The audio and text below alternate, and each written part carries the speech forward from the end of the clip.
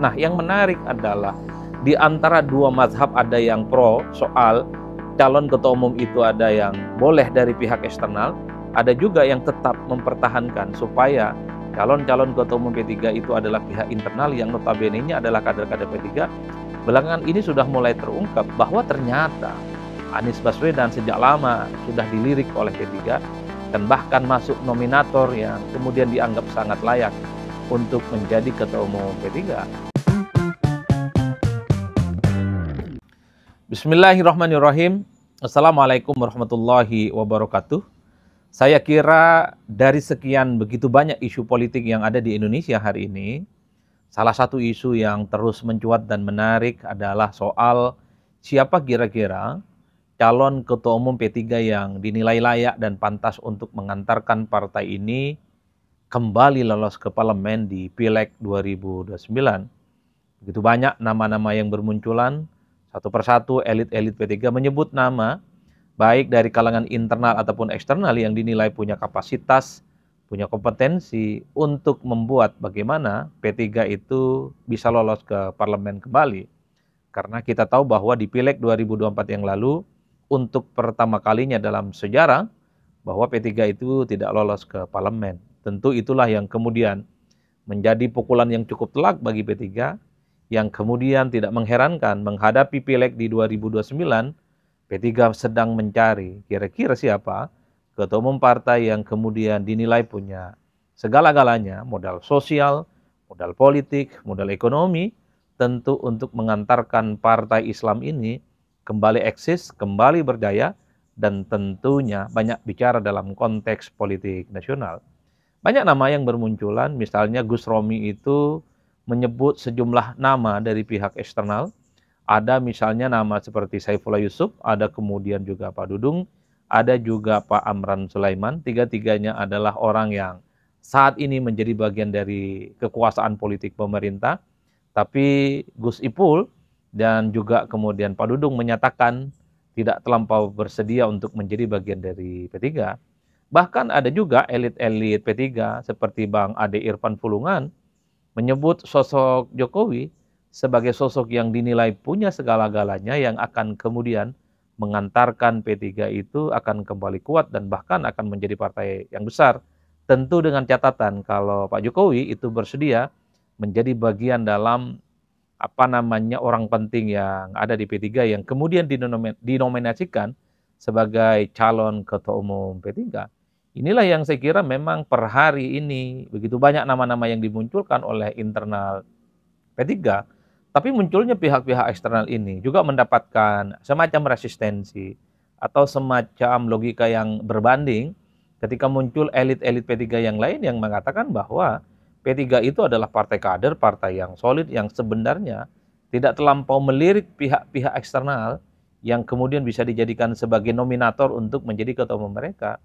Karena kalau mengacu pada ADART P3, tentu tidak mudah untuk menjadi calon ketua umum.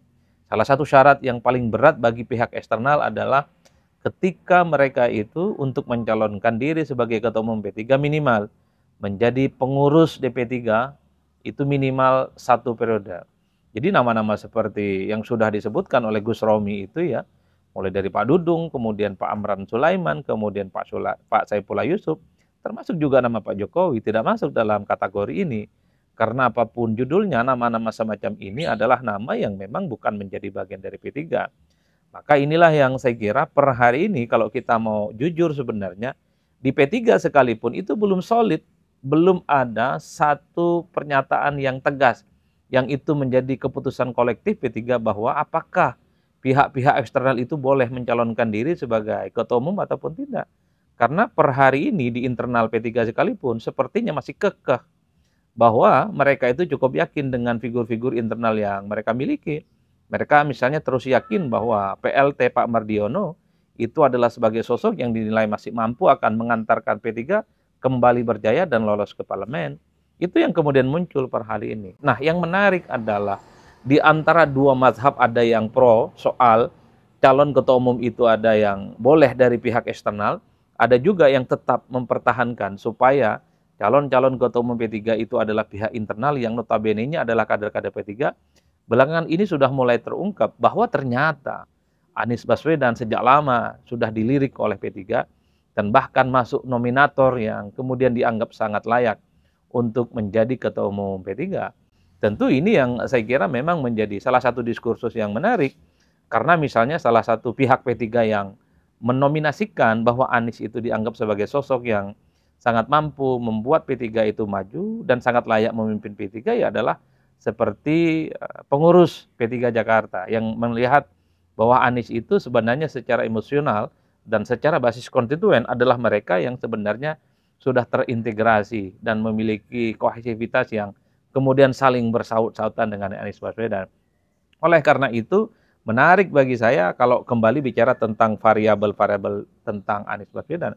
Sekali lagi, kalau kita membaca argumen-argumen survei per hari ini sekalipun, basis konstituen P3, basis pemilih P3, loyalis P3 yang ada di akar rumput adalah mereka yang sebenarnya terkonfirmasi mayoritas memilih Anies Baswedan di Pilpres 2024 yang lalu.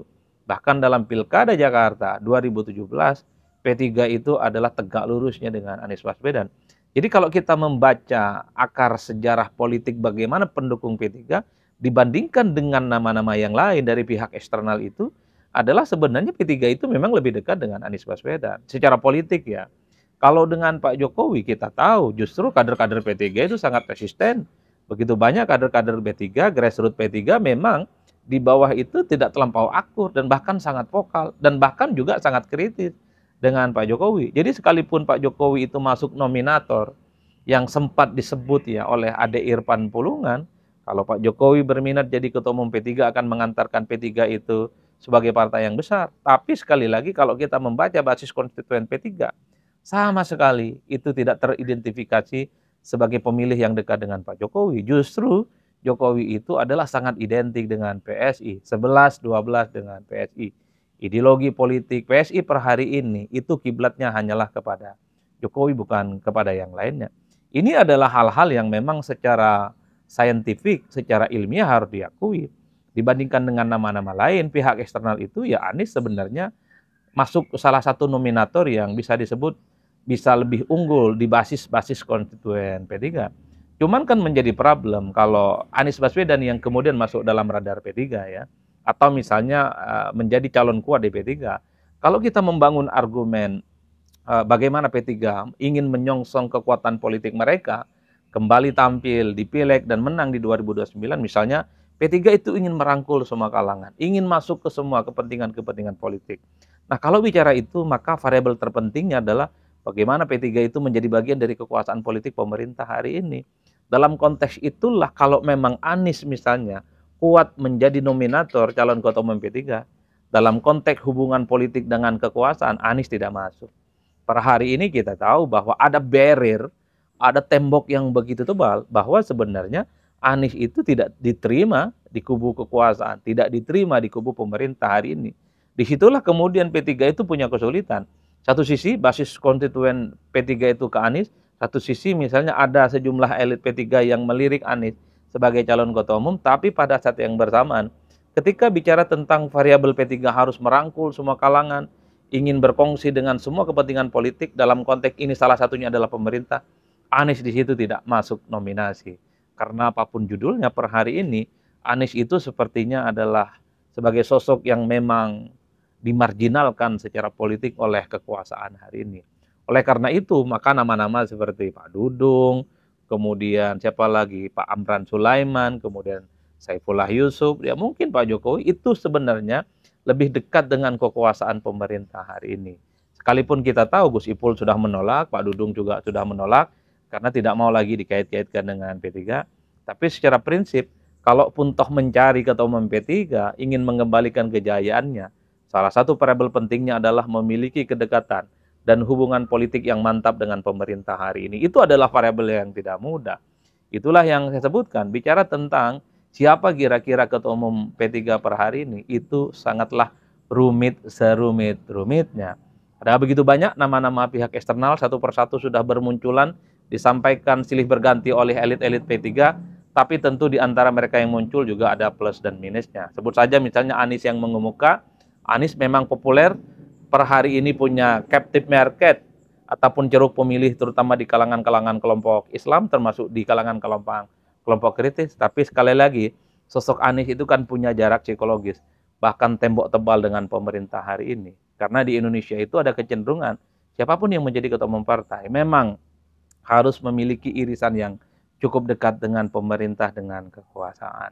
Itulah yang saya kira saya perlu untuk ikut turun rembuk terkait dengan sosok Anies yang dikait-kaitkan dengan soal kemungkinannya menjadi salah satu ketua umum P3. Itu kita bicara ketua umum pihak eksternal. Tapi banyak juga loh elit-elit P3 yang sebenarnya tidak terlampau yakin dengan pihak eksternal bahwa mereka itu akan mengantarkan P3 kembali jaya dan kembali solid. Dan mereka cukup aku yakin bahwa resource politik, mesin politik P3 hari ini itu masih cukup bisa dimungkinkan untuk memenangkan pertarungan di Pileg di 2029. Minimal lolos. Artinya sosok seperti Pak Mardiono, mungkin juga sosok seperti Sandiaga Uno, ada Arwani Tomafi, dan seterusnya, termasuk juga mungkin Gus Romi, masih diyakini sebagai sosok yang akan bisa membuat P3 itu lolos ke parlemen di 2029. Kalau pihak eksternal yang misalnya disebut ada nama Pak Jokowi, karena dinilai populer, punya magnet politik yang cukup luar biasa, dan seterusnya, ada kalangan P3 yang membantah dulu misalnya Pak Jokowi ketika dekat dengan PSI, ternyata PSI juga tidak lolos itu ke parlemen, terutama di Pileg 2024. Kita tahu bahwa di Pileg 2024 PSI sangat mengamplifikasi kedekatannya dengan Jokowi. Bahkan ada tulisan-tulisan di billboard, bukan billboard, di spanduk lah, ataupun di banner yang mengatakan bahwa Jokowi partainya PSI atau PSI partainya Jokowi. Kata internal P3 yang iman politiknya terus ingin menjadikan internal mereka sebagai ketua umum, bahwa Pak Jokowi juga pernah misalnya di Pileg 2024, pernah juga dekat dengan PSI, tapi PSI tidak lolos ke parlemen. Jadi P3 di internal ini ingin membantah.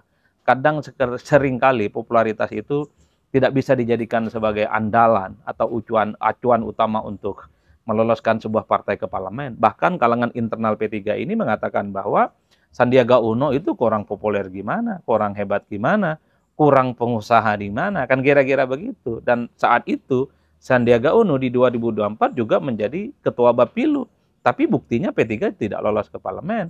Dan saat itu di 2024 Sandi itu adalah sebagai sosok yang sangat populer karena dikait-kaitkan dengan kemungkinannya menjadi pendamping Pak Ganjar Pranowo. Saat itu populer, dinilai punya logistik yang berlimpah, dan bahkan Pak Mardiono juga dinilai punya logistik yang berlimpah. Itu juga tidak ada jaminan akan memenangkan pertarungan di Pileg.